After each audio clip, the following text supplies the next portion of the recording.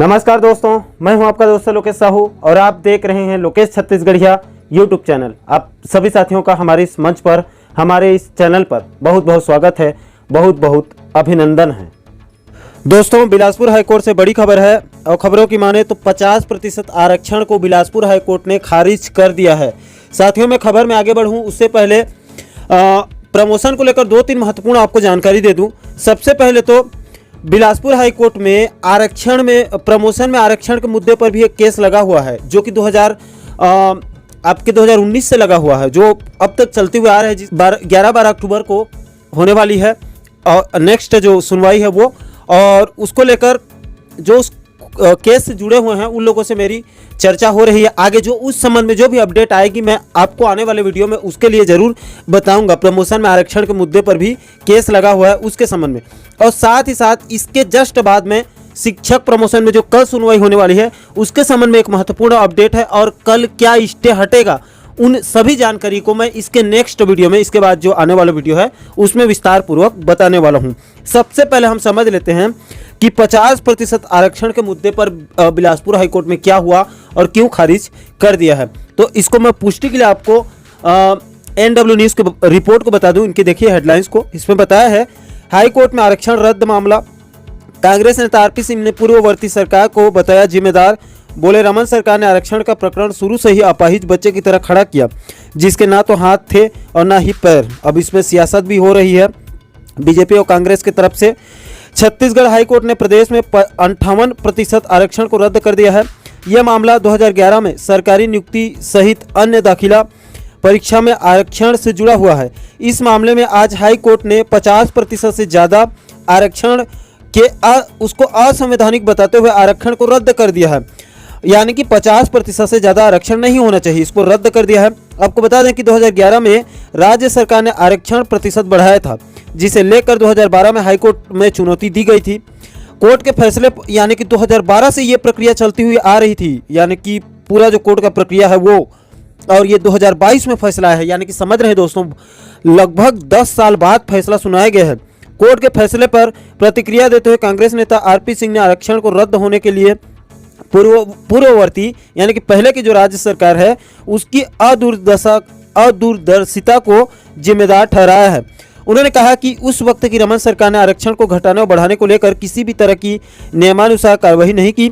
Supreme court के विभिन्न निर्णयों, जिसमें इंदिरा साहनी का फैसला प्रमुख के अनुसार कोई भी राज्य सरकार यदि 50% से ज़्यादा आरक्षण करती है तो अत्यंत विशेष परिस्थितियों में विचार और तथ्यों के साथ कोर्ट के समक्ष अपना पक्ष जो है वो प्रस्तुत करना होगा।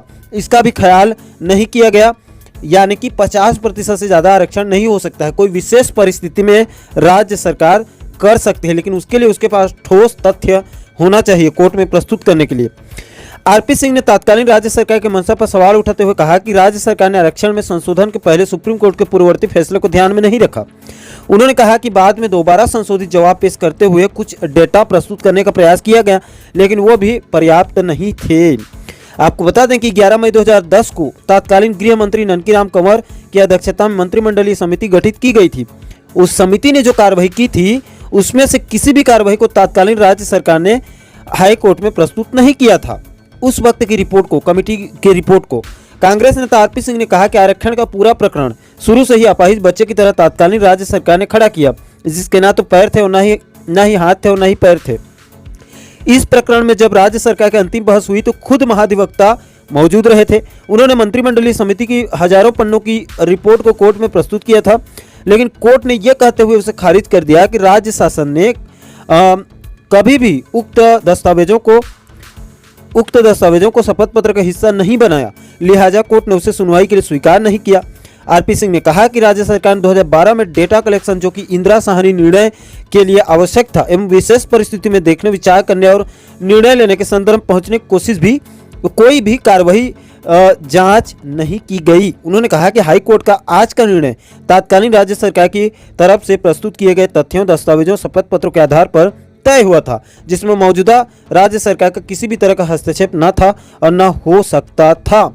यानी कि दोस्तों 50% से ज़्यादा आरक्षण के मामले को लेकर आज बिलासपुर हाईकोर्ट ने अपना ऐतिहासिक फैसला सुनाते हुए 50% से ज़्यादा आरक्षण को रद्द कर दिया है। 50% से ज़्यादा आरक्षण नहीं हो सकता है, और अगर कोई राज्य सरकार देती है 50% से ज़्यादा आरक्षण तो वो विशेष परिस्थिति में ही दिया जा सकता है, लेकिन उसके लिए भी राज्य सरकार के पास पुख्ता डाटा और उसके पास पुख्ता आधार होना चाहिए, तभी 50% से ज़्यादा आरक्षण संभव है। यानी कि आप मानकर चलिए कि अभी वर्तमान परिस्थिति में और ये बिलासपुर हाईकोर्ट के फैसले के बाद 50% से ज़्यादा आरक्षण संभव नहीं है।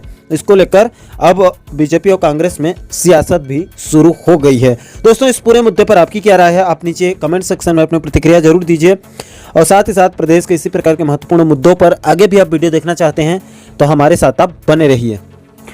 तो दोस्तों, आशा करता हूं कि आप इस वीडियो के माध्यम से पूरे मुद्दे को अच्छे से समझ ही गए होंगे। दोस्तों, इस पूरे मामले पर आपकी क्या राय है? नीचे कमेंट सेक्शन में अपनी प्रतिक्रिया जरूर दीजिए, और साथ ही साथ आप आगे भी डीए, एचआरए, वेतन विसंगति, प्रमोशन, ट्रांसफर के साथ साथ तमाम सरकारी विभागों के साथ साथ प्रदेश के और भी बाकी महत्वपूर्ण मुद्दों से जुड़े पल पल के अपडेट को बारीकी से समझना चाहते हैं तो हमारे चैनल को सब्सक्राइब जरूर करें, ताकि हमारे सभी नए वीडियो का नोटिफिकेशन आप लोगों तक तुरंत पहुंच सके। दोस्तों, इस वीडियो में फिलहाल अभी के लिए इतना ही। मुझे दीजिए इजाजत। मैं मिलता हूं आपसे एक और महत्वपूर्ण मुद्दे के साथ, महत्वपूर्ण टॉपिक के साथ। तब तक के लिए जय हिंद, जय छत्तीसगढ़।